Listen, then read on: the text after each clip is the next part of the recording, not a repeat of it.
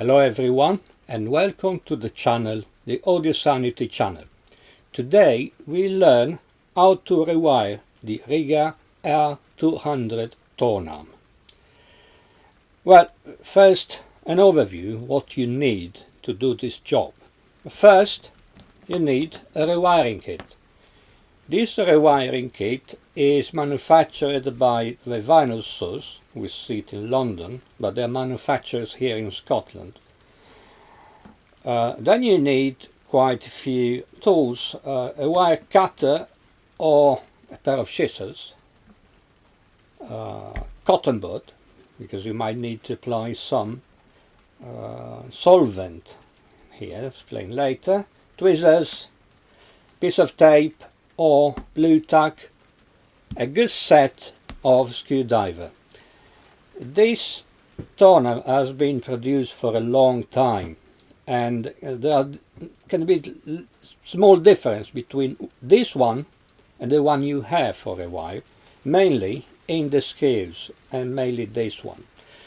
A good set of flat screws, 2mm, 2.5, 3mm is required. Sometimes a small star screwdriver to remove this one.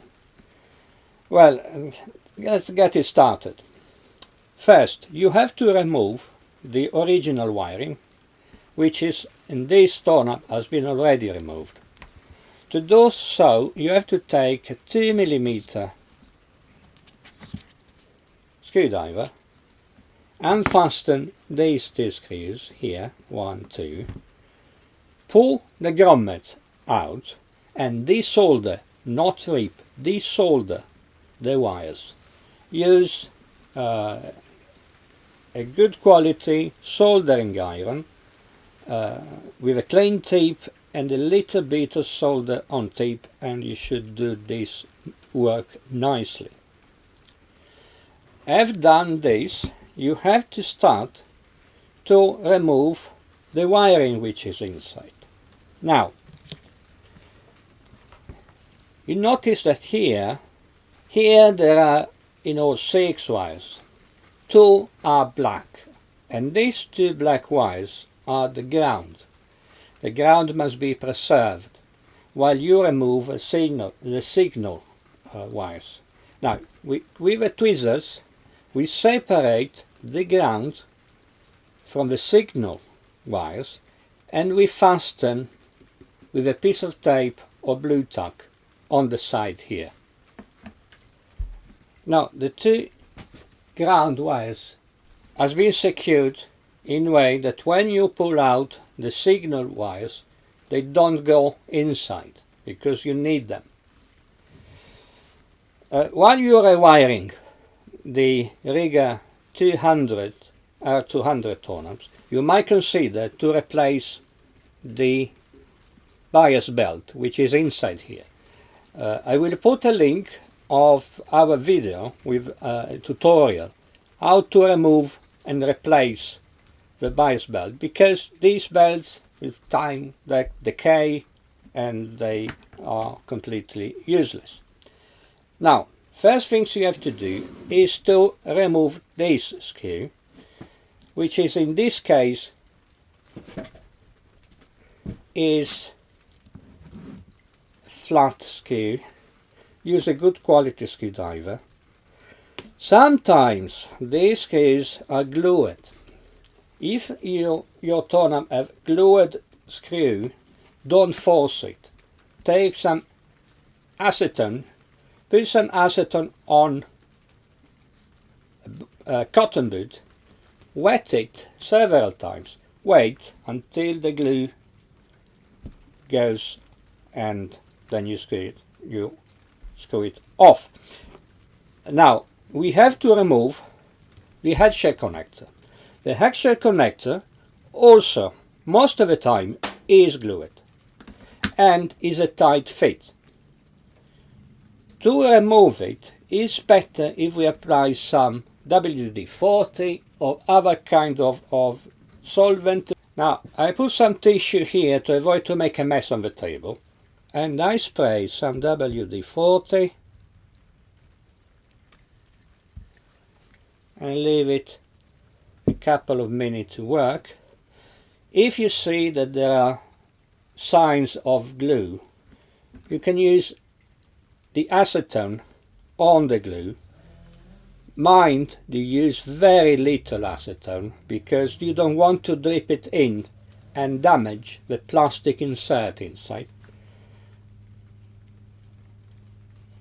Now you have to take a hard piece of metal. Usually I use these steel tweezers, but anything that can enter inside here without damage is fine. I put it inside and I start to slowly, easy twist and pull, twist and pull, twist and pull until it doesn't come out. Just a moment, it's coming. It's coming. Oh, I see. Now you see the wires are ripped. Yes. And take care that here there is this copper insert. This copper insert is very important because otherwise when you put back the socket it will lose, will not fit tightly. You put it apart. Now with a pair of tweezers I will remove the other two wires that remain inside. Now the tonearm is free of wires. The two ground wires are still in place. And now what we do is to remove these four plastic insulators and put it aside. I recommend to take an old hasher, put the hasher in, screw it in. In this case the spring-loaded contacts, they come out and they are easier to work. On top of that you have a very important advantage, because if you heat a bit too much these contacts, instead of melt straight away the connector here, first they transmit some heat to the hasher pin, so you have more freedom of work. Now you have to take soldering iron with a clean tip, put some solder on it to be sure that it solders well, and touch the old solder and pull the wires out, all the four wires or two, how many there are. Now we had the hasher contact completely freed of wires. Using the tweezers, put the contact in a way that the solder that is on it is easy to work on. Is very important later. And we time being we put it aside.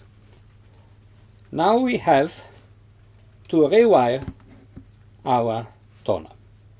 A word of advice: in case while you're pulling out the wires, the ground of the arm tube get disconnected, is one of the black wires, and this is the most important ground, because with our kit we will connect an additional ground to the body, but this wire connect the ground of the arm tube, and there is a clip here in this position. If this gets broken, you have to melt the glue on these two screws. They're always glued. Use acetone a few times until you don't see that the glue is dissolving. Use a precision screwdriver, unscrew the two screws, mark with a felt pen the position of the arm tube, because this is very important to reset the azimuth later when you mount back the arm tube. As I said, mark the tube position with felt pen, pull out the arm tube. There is a copper alloy clip here. Solder to the copper alloy a piece of thin wires and rebuild the ground. Put the ground back, put back into this apart the tube, center the two marks you made previously, and screw back the two screws. This just in case you break the ground here. Now we have this kit. This kit comes already with a draw wire soldered to the signal wires. Some kits might not, or might not even have a draw wire. It doesn't matter. If you haven't, you have to make one, and possibly to solder to the wires. But now, how to proceed? It's quite simple, but you need a little of, patience, like everything. You put the wire inside until you don't see the exit from here, and then using a good pair of tweezers you bend and you pull all the wires, the draw wires, through the arm tube. Is it better play a game of passions, because you will not succeed the first time probably. You have to try several times, but it goes. If it doesn't, because you have not the correct draw wire for many reasons, you have to unscrew these two screws, mark the position, pull out, draw the wire, and then put the arm tube inside back again. The draw wire is inside. Sometimes you have to play a little game with the tweezers. Grab the draw wire with the tweezers, you pull one side, you push the other, and it goes all the way in. Now what we have to do now is to free ground wire. Here they are. Twist them together. They should be twisted quite easily. And we have to remove the insulation. The best way I found to remove this insulation is to burn the insulation with a lighter, the least one, or a match anyway. Not too much, not to melt the copper, which is very old. And you make this clean. Clean it up, you twist them again, you take your soldering iron and you put some solder on it. Every time you solder two parts, a wire to a wire to something else, tin the two parts before.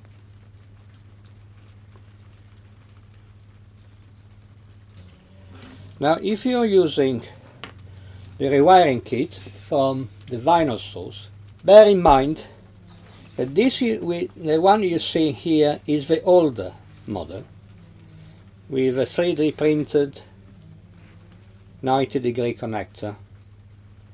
The new one has a solid brass machined connector here, straight.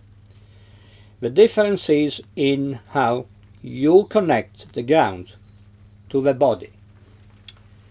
In this one, in the old one, you just put a bit of solder on the side and you solder the wires to the solder point. On the new one you will have a post, piece of wire already tinned coming out, and you have to solder the two ground to the tinned post. Apart from that, there are no differences. Avoiding to have the ground go back, keep it, hold it. Easy pulling the draw wire and pull all the wires in. Before go in, if you have one of these extra handies, very handy, you put a little drop of solder on the side of this, if you have this solder model. Otherwise you don't need to do that with a new kit.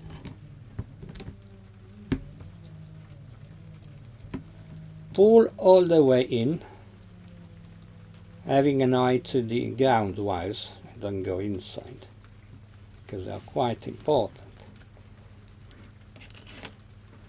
And then you solder the ground wire to the side or to the tinted post if you have a new one.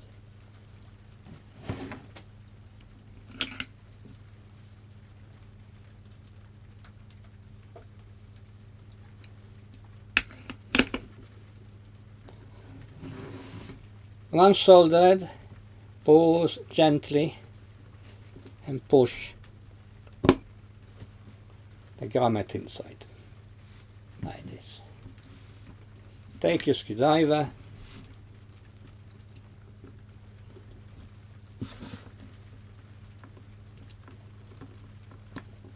screw back in the two screws. Alright, safely secure. Now you can disconnect your door wire. There's no more needed. Now,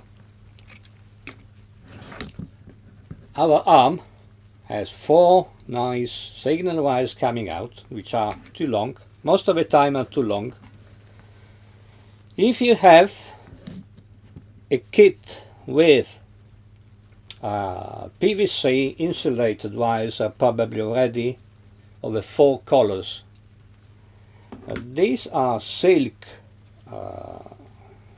insulated, and they are painted. The end is code colored. You're going to shorten. Before do that, you have to mark the wires of the same color just next to the exit of the arm tube, using a felt pen. You can use Sharpies and etc. Now I marked the 4 wires: red, green, blue. The white to stay white is the natural color of silk, and I have to shorten. Leave about 1.5 inches, which is 3 centimeters out of the arm to use a pair of scissors. Let's go. Now what we have to do is to tin these 4 wires before soldering to the L-shaped connector. Now if you have PVC insulated wires, you have to remove the PVC insulation, either burning it or scrapping it out. If you have it like this kit and has silk insulated wires, you don't remove it, you just burning it with a very hot soldering iron. You have to keep your 4 wires nice and tidy, possibly with an extra end like this, keeping them short. Now I will give you a close-up of how to solder these wires. You have to use a soldering iron about 440 degrees Celsius, which are 800 degrees Fahrenheit. The soldering iron must be of good quality, good tip, clean. Well, let's go ahead. To tin these wires, you need to put a drop of solder on the soldering iron, and that this drop of solder must go inside Must be very hot. It burns the insulation. It burns through the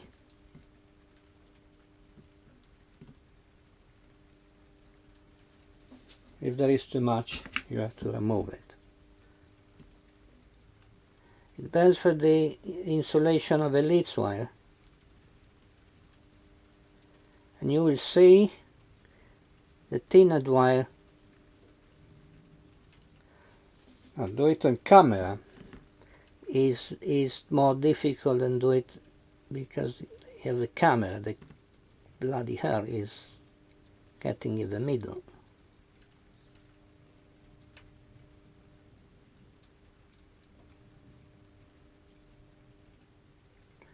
When you see that the wire is inside the solder, it's alright.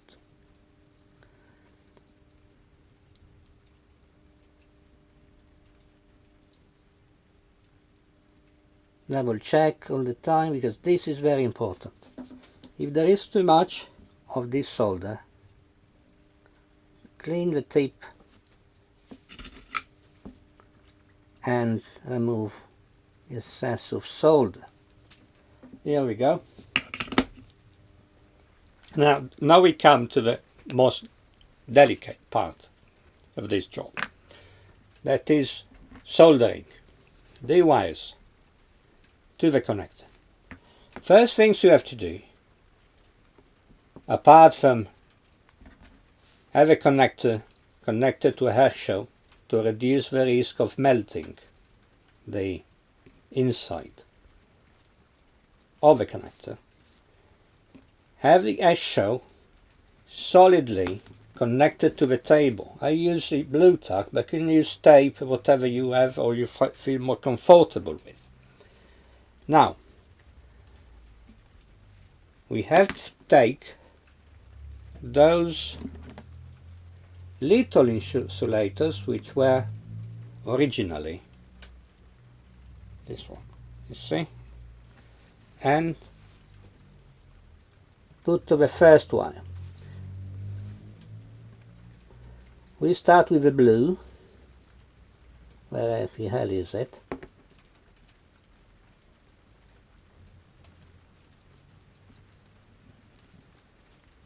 It's already a trick job when you do it without a camera between you and the object. And do it in this condition is, I show you one, all the other three are the same, and then I will do my job without this camera in the middle. I can't really.